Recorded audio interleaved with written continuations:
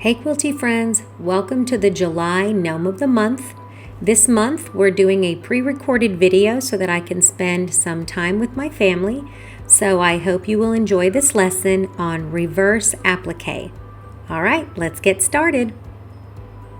To complete this project by hand, you need needles, thread, scissors, and a graphite pencil. Before you get started, fold your background piece, which is 12.5 by 10.5, into fourths and find the centers in order for you to lightly trace and lay out where all of your applique pieces are going to go on the finished block. Reverse applique is a great way to add detail and depth to your applique pieces. You can do it by machine or by hand. Today I'm going to show you how to do it by hand, but I'm also going to talk about how to do it by machine. So there's actually two methods for reverse applique. I started by building all of the pieces of my applique, including my gnome parts and the little banner, and then I decided where I wanted the sunflower.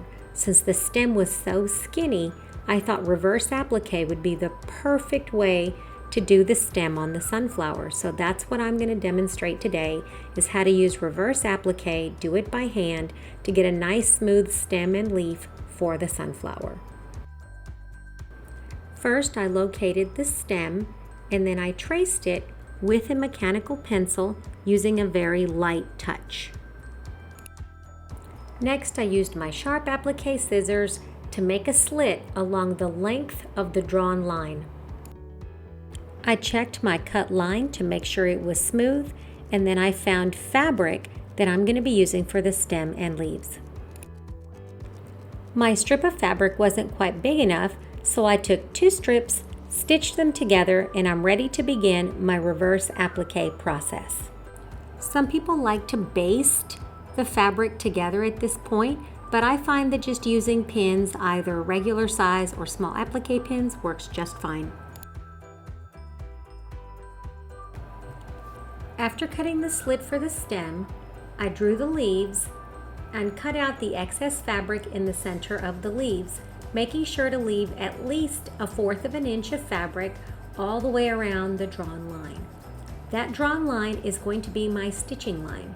So I'm going to be using one strand of 100% silk thread and a size 11 needle in order to complete my reverse applique process.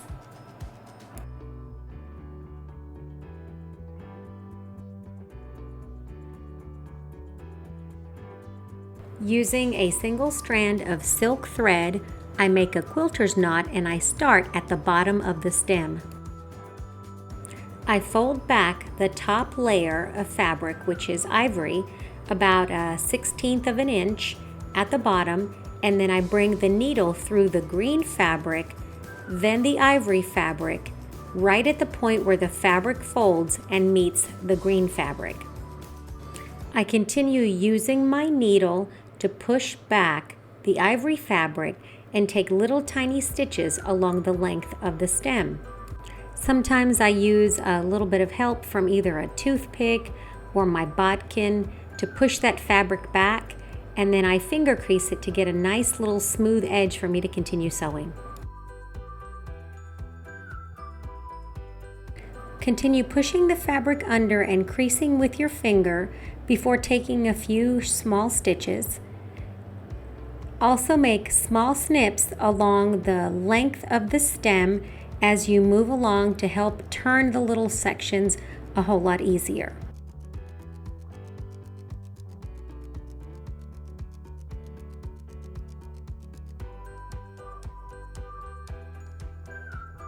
If you would like to do the same thing but do it by machine, you would first take all of the excess fabric that's the seam allowance, tuck it under, finger press it carefully, and then sew about 1/16 of an inch away from the edge onto the white part of the fabric in order to create a nice smooth seam all the way around.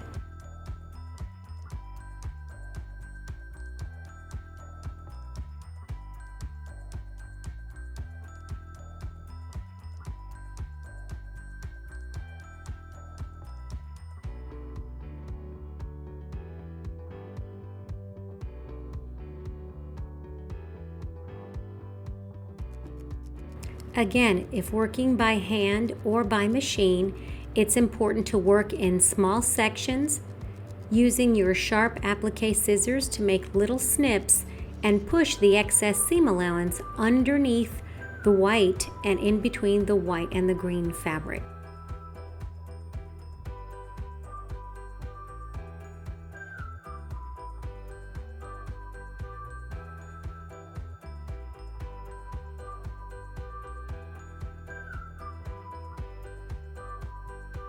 This is just a basic sampling of the process of reverse applique. If you would like me to do an extended lesson on the reverse applique method, please leave a comment down below or give it a like, and I will schedule a time to do a more extensive or long reverse applique lesson for you.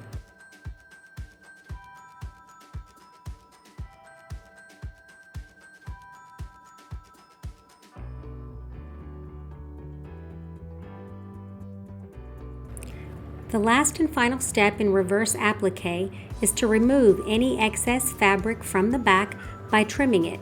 Be sure to leave a small seam allowance and do not cut into your stitching lines. I would hate for all your wonderful work to go to waste. Okay, that's all, friends. Now it's time for me to add the rest of the elements to my little July block. Remember, you can dress this little gnome in any way that you want. Use the elements and make him personal. He doesn't have to look like mine. Make him look like yours. Don't forget to leave your comments and questions below. Hit that like and subscribe, and thank you for watching another video lesson from the Jelly Roll Club.